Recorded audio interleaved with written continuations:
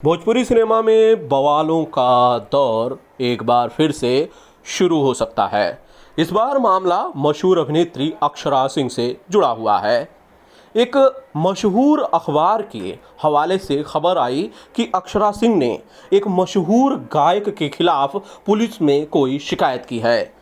वाराणसी का मामला बताया जा रहा है, जिसके बाद अक्षरा सिंह को लेकर यह कहा गया कि अक्षरा सिंह और रितेश पांडे के बीच किसी तरह का कोई विवाद हो गया है, जिसके बाद अक्षरा सिंह ने पुलिस में शिकायत दर्ज कराई है। ये पूरा मामला अखबार के साथ जैसे ही सामने आया, उसके बाद विवाद का दौर शुरू हो गया।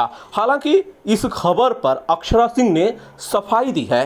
अक्षरा सिंह ने मीडिया को अपनी ओर से भेजे गए सफाई में कहा है कि ये खबर पूरी तरह से मनगढ़ंत है और ऐसा कोई भी वाकया नहीं है।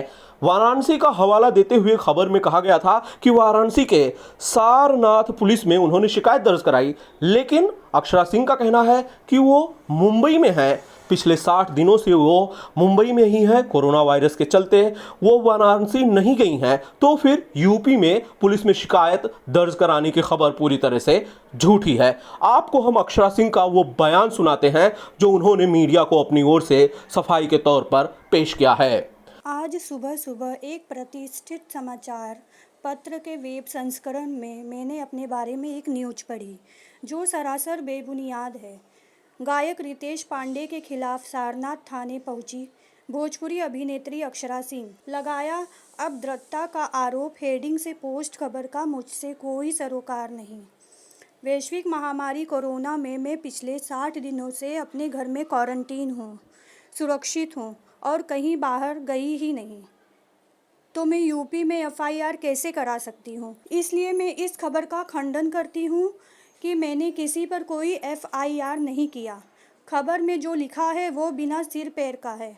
मुझे ये बदनाम करने की साजिश है।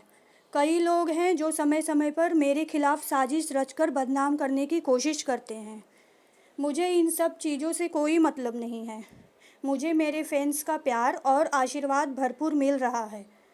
मैं इस तरह की ऊंची हरकत करने में कभी विश्वास नहीं रखती।